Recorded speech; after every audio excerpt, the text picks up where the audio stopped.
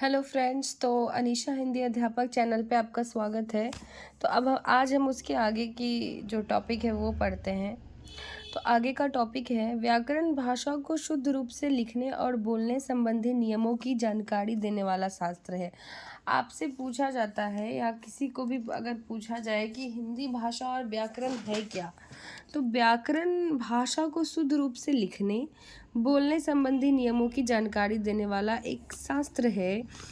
किसी भी भाषा को जानने के लिए उसके व्याकरण को जानना बहुत आवश्यक है।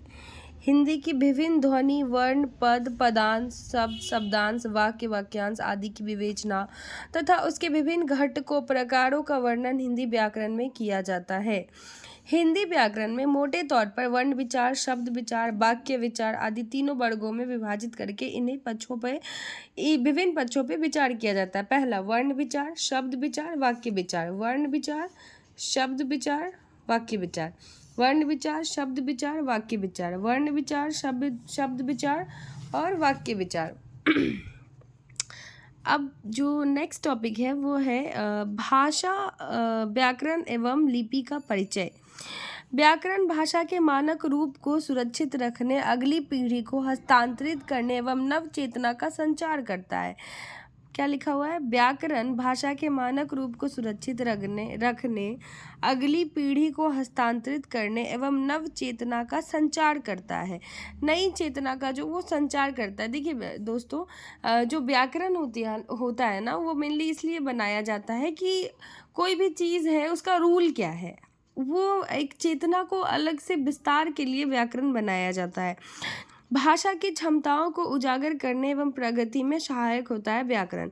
व्याकरण में किसी भाषा के शुद्ध रूप एवं प्रयोग के नियमों का निरूपण होता है। अब नेक्स्ट पॉइंट है नागरी लिपि का परिचय एवं वर्तनी। वर्तनी का मतलब होता है स्पेलिंग। भाषा की ध्वनियों को जिन चिन्हों में लिखा जाता है उसे लिपि कहते हैं। अब पूछा जाएगा कि लिपि किसको कहते हैं, तो भाषा की ध्वनियों को जिन चिन्हों में लिखा जाता है उसे लिपि कहते हैं। जैसे भाषा की कुछ ध्वनि होती है ना, अब जैसे मैं बोलती हूँ तो उसकी कुछ ध्वनि है, कुछ उसका साउंड है, तो उसको जिस चिन्हों में लिखते हैं ना उसी को लिपि कहते हैं। अर्थात किसी भी भाषा की मौखिक ध्वनियाँ को लेकर व्यक्त करने के लिए जिन वर्तनी चिन्हों का प्रयोग किया जाता है वह लिपि कहलाती है। मौखिक ध्वनियों को जो हम व्यक्त करते हैं। देवनागरी लिपि में संस्कृत, हिंदी, मराठी, कोंकणी, नेपाली आदि भाषाओं की को रखा गया है। रोमन में अंग्रेजों की है, गुरुमुखी पंजाब की है, फारसी उर्दू की लिपि है। भारत सरकार के अधीन केंद्रीय हिंदी निर्देशालय के अनेक भाषाविद पत्रकारों, हिंदी सेवी संस्थानों और विभिन्न मंत्रालयों के प्रतिनिधियों के सहयोग से हिंदी की वर्तनी का देवनागरी में एक मानक मतलब स्टैंडर्ड स्वरूप तैयार किया है, जो सभी हिंदी प्रयोक्ताओं के लिए समान रूप से मान्य है। तो देवनागरी लिपि में दोस्तों याद रखिएगा संस्कृत, हिंदी, मराठी, कोंकणी, नेपाली भाषाओं का देवनागरी लिपि में संस्कृत, हिंदी, मराठी, कोंकणी, नेपाली। अब देखिए यहाँ पे लिखा हुआ है कि देवनागरी लिपि का निर्धारित मानक जो रूप है वो यहाँ दिया हुआ है। तो यहाँ पे देखते हैं। अब जैसे अ की मात्रा है तो अ की कोई मात्रा नहीं होती। आ की ये मात्रा है, छोटी ई की ये मात्रा होती है, बड़ी ई की मात्रा ये है, ऊ की मात्रा ये है, बड़ा ऊ का मात्रा ये है, री की मात्रा ये है, ए का मात्रा ये है। फिर अब का मात्रा अब ए का मात्रा ए, ओ, औ, अनुस्वार, अनुनासिक, विसर्ग, गृहीत स्वर, इन सब की मात्राएं हैं दोस्तों। अब नीचे जो है वो है व्यंजन। जैसे इंग्लिश में वोवेल होते हैं, कॉन्सोनेंट होते हैं, उसी तरह हिंदी में स्वर होता है, व्यंजन होता है दोस्तों। तो स्वर क्या होता है? स्वर टोटल 11 होते हैं, व्यंजन टोटल 33 होते हैं।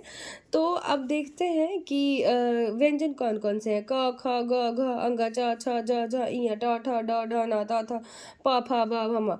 अतिरिक्त व्यंजन में यहाँ ड, ढ एक संयुक्त व्यंजन की गिनती में आता है। छ, त्र, ज्ञ, श्र, जैसे प्रहलाद, पट्टा, ये हलची बताया गया है।